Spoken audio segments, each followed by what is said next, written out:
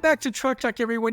We have spent a little bit of time this year talking about the new Volvo VNL. In fact, we've done two podcasts on it, one with Dwayne Teagles from the powertrain side and one with Chris Stadler, who provided kind of an overview of a 90% makeover of this truck, of the flagship truck at Volvo. We're going to come back to that today, and we're going to do that from a connectivity side in terms of connectivity and safety features, looking at those as well as some things that have sort of developed over time with the VNL and other trucks in terms of technology. Our guest today is Cheyenne DeSouza. Oh, I'm not going to get all that right, but goodness. Shai, it is great to have you with us. Thanks for being here. And we're going to talk a little bit more about the VNL. Absolutely. Thank you for having me, Alan. Well, it's great to have you. It's fun when we can take the time to really get into a new product like we're doing with the VNL. I mean, we're going to be obviously looking at this at least once more, but today we're going to get into some of the areas. I don't know if you would call them soft side areas, but there's certainly areas that are meant more for the driver and the fleet manager in terms of sort of things that go on maybe under the skin rather than being all about, styling and power and things like that. So I think it's really interesting to look at sort of the connection now between Volvo Connect, which isn't very old. It just really was introduced last year, and the new VNL. Maybe we could start there, Shai, if that's okay. Yes, absolutely. I'm always excited about talking about Volvo Connect because it's such an amazing tool, right? That, as you said, is brand new. We launched in October last year, but it's bringing so many advantages and so many insights to our customers. So when it comes to the Volvo Connect, I like to define that as, a window, a nice window so we can understand and the fleet managers can understand how the performance of their trucks is going. They can understand how the health of their trucks is going. So Volvo Connect is one all-in-one connected portal, as I say, where fleets will have insights about truck performance, fuel efficiency, time in idle for all their trucks, time in cruise, how their moving fuel economy is going.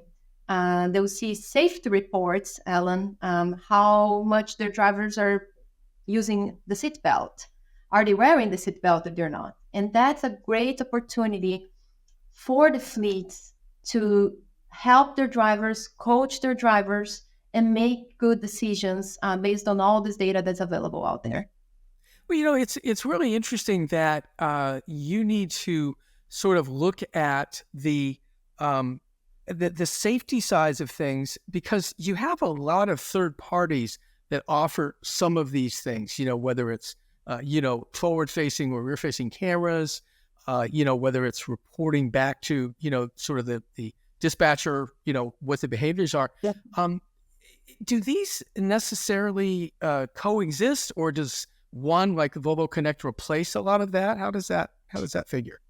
There's a lot of vendor solutions out there, right? And each of them are tailored for a particular need. But what I can talk about is Volvo Connect and the solutions that only the OEM will be able to provide. So one good example is remote programming. How is the software updating all my trucks? Do I need to update any of the software in my trucks? And that's very unique to Volvo, and no other vendor solution will be able to provide information like that. Maybe you could explain remote programming a little bit more in terms of a couple of examples. Again, those are words that I think would be familiar to people. Say, oh yeah, I know what that is, but maybe specifics help here. Yes, absolutely. So we use the word remote programming, right? But many people know as over-the-air updates. And the beauty of over-the-air updates is that a driver, an owner, or a fleet don't need to take the truck out of service to get a remote update, right? Which means more time in the road and less time sitting in the workshop getting a software update. And if you think about, Alan, the way that I like to explain the importance of a remote update, I like to compare that to anybody that has a smartphone. you get an update on your smartphone from time to time, right? And many times we get super excited about that update because it comes with new features, bug fixes, so just make the phone better. And that's the same with our trucks. By getting those updates, we're making sure the trucks are staying on their peak performance. And with the all new Volvo VNL, I need to tell you this, we are expanding our remote capabilities. And I love to speak about this because today we already can do so much with over-the-air updates for mostly for the powertrain area. And now with the Volvo VNL, we are expanding that to the rest of the truck. So it's more time, less time in the workshop and more time in the road. Well, and over the years, kind of came in sort of on little cat feet, if you will, a number of years ago. It started out very almost in a piloty kind of test way. You would get, say, a couple of updates a year or something like that, and it came to the industry as a whole pretty much in a relatively short period of time. Then it became something much more what you're describing, which is kind of an everyday thing or as often as needed. One of the areas that I think is interesting, and I think you can do it with this is, obviously among the things you can program is the speed of the vehicle. So let's say you've got, or the fleet has a newer driver, for example, and you don't want them out there doing maybe exactly what you would govern the truck to, and you want them to go a little slower. This is an example, I take it, of where OTA can do that. You can set those parameters. Absolutely. So maximum road speed, maximum speed in cruise, or things like that, absolutely can be sent remotely. And what happens is the driver will receive a notification on the driver's display, and in less than 15 minutes, that update is already there. And I love to talk about those we call parameter changes, right? The road speed, the idle shutdown times, because it's so important for the fleets. If you think about if a fleet starting to send trucks to California, they may want to change those parameters. If they are crossing the border with Canada, or as you said, if they have a new driver and maybe they wanna change that. It's all remote updates that our trucks are capable. And again, you don't need to take your truck out of service to do that. Now, you told me that you actually have taken a look at over the air in terms of maybe even done a little bit of research to find out just how effective it is. You want to share some of that with us? Oh, yeah, absolutely. So what we did, I think it was last year, we did a study with more than 10,000 trucks. And it was very interesting. We evaluated trucks when they received updates and compared them when they were not receiving those remote updates. And what we find out is that trucks that do not receive updates present 24% more unplanned downtime. So keeping the truck up to date reduces the times that the truck stop when it's not a planned stop. And basically, was there a certain type of update that was most prevalent or most important in terms of affecting that data? Was there something that really stood out? Not necessarily, Ellen. It's more like all the updates, all the enhancements, all the fixes we can send over a period that we evaluate actually over a period of 6 months, and then comparing us not having that for 6 months and how much it can actually impact the full fleet. Now, it's interesting. You mentioned workshops that we, in terms of spending time. One of the things that I remember from my time in the car business was that there was a lot of resistance initially to over-the-air updates because this was revenue that dealerships and service departments were not getting. Has there been pushback on OTA from that group of your clientele or customers? I would say it's being more and more accepted. We are able to provide remote updates to our trucks since 2018, right? So it's been already some years out there that we've been sending them. And I think over time, the fleets start to themselves to see that those updates only benefit them, only make the truck better. So I'd say is that the opposite, a trend that I see now is being more and more accepted. Including by the dealerships that obviously we used to do it in, I think, tenths of an hour, in terms of what they would get, for doing repairs and things like that. So I guess what I'm thinking of is like the dealerships and the service departments more than the fleets. Are they accepting it because they know now that if something has to get done, they're going to get the work. It's going to come in if there's something that And when it comes to the dealerships and the workshops, they usually have their base full, right? And there's a lot of services that can provide. Remote updates are not the ones that are most profitable for them. So it's not necessarily where they want the business. Yes, there are Yeah. parts, It's a there are other computer services. refresh kind of thing. Yeah. Correct. Exactly. Well, Yeah.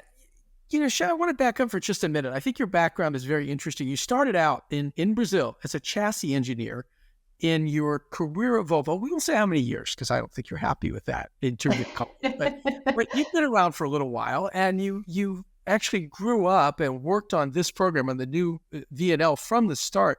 Can you kind of walk us through that a little bit? I mean, you were given at least 9/10 of a clean sheet of paper, right? yes, absolutely. So I moved to United States in 2017. Coming from Brazil, as you said, my background is chassis engineering. I'll say 14 years already with Volvo. Okay, you Uh, said it. Okay, I didn't say it. You said it. um, but I moved in 17 to work on the all-new Volvo VNL.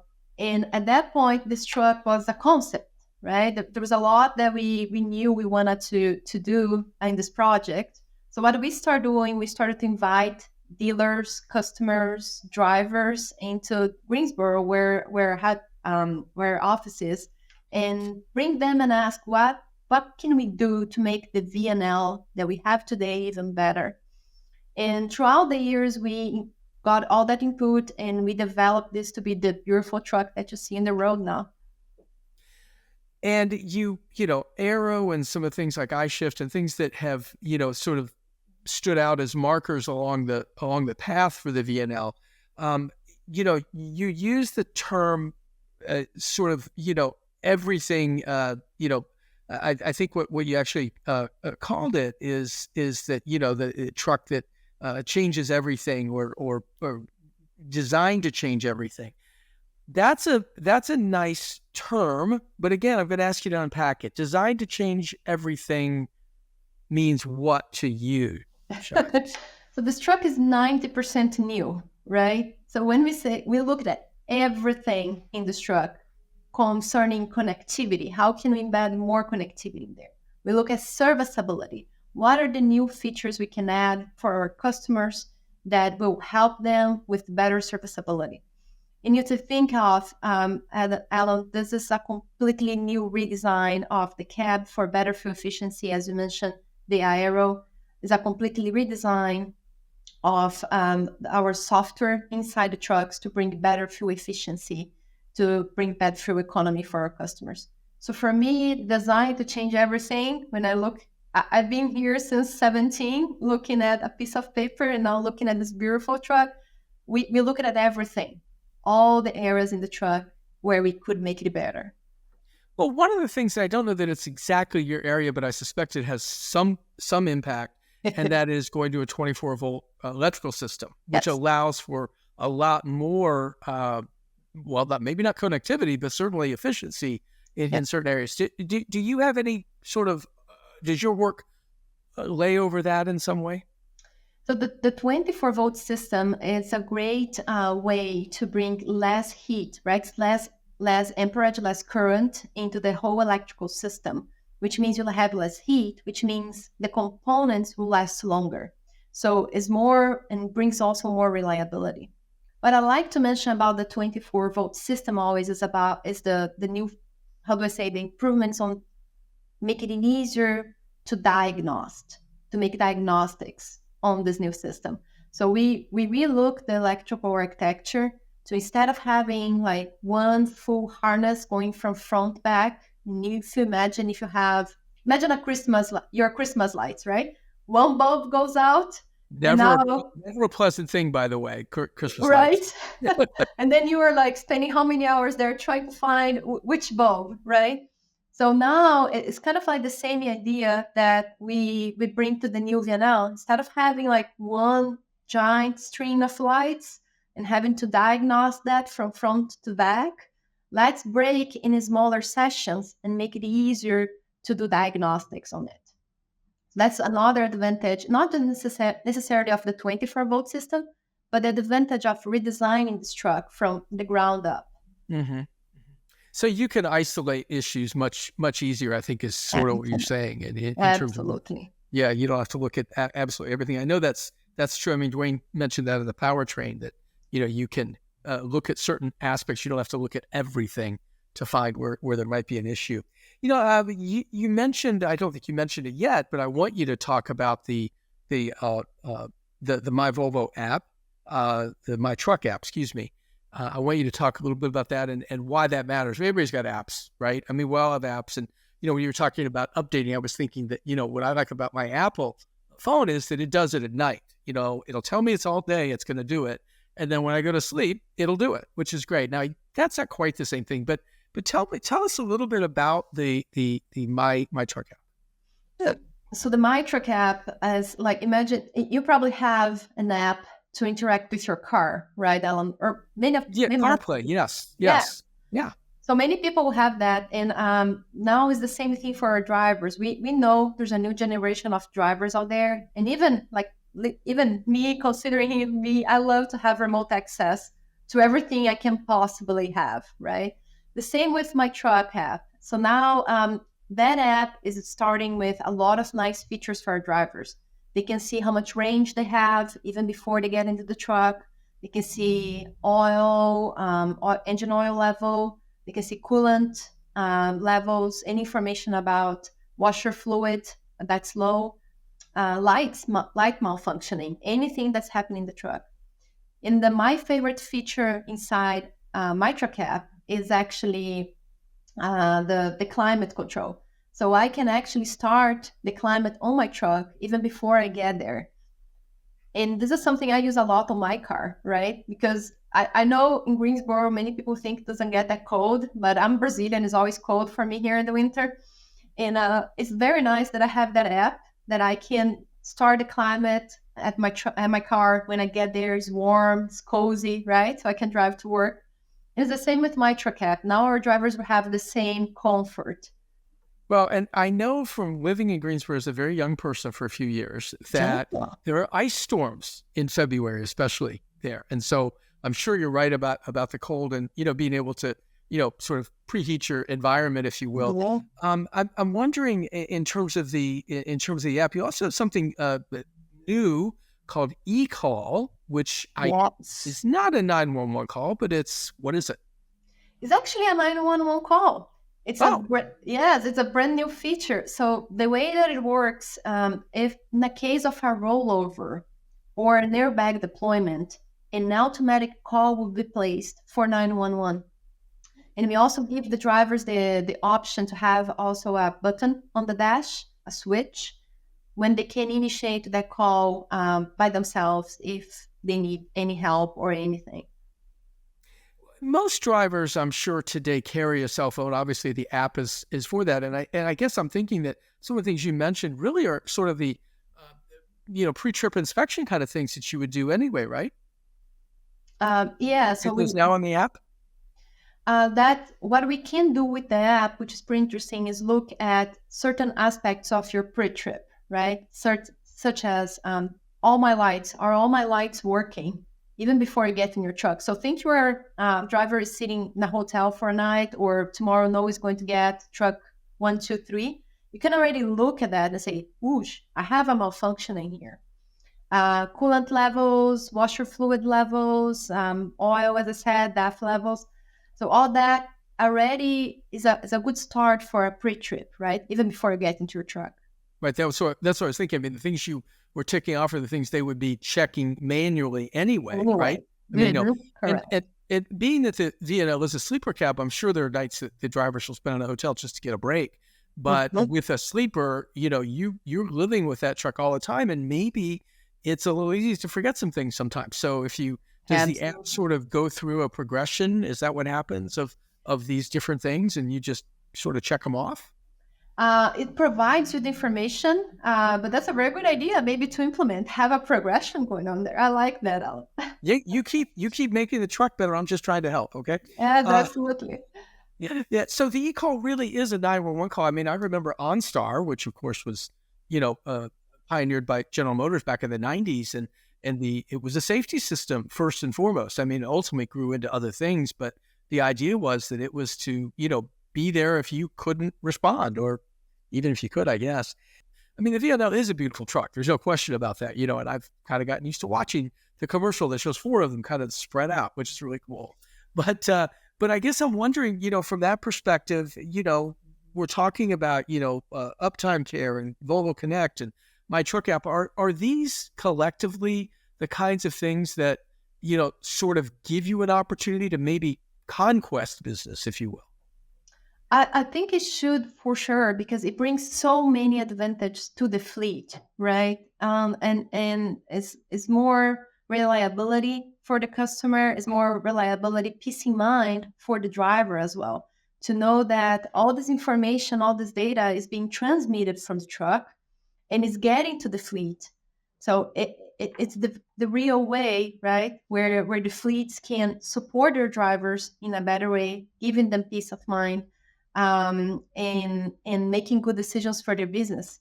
In the end of the day, if you think about the data that I gave you earlier today, 24% less unplanned downtime. Just that's money in the pocket for the fleet. So definitely those are points that helps us to conquest customers and make our existing customers happier with their trucks. Right.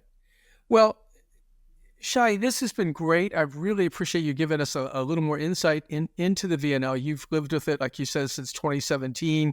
I suspect in some ways you're waiting to see what the reaction will be as it, is now, I guess, going into production very soon here, fourth quarter for even deliveries, I believe.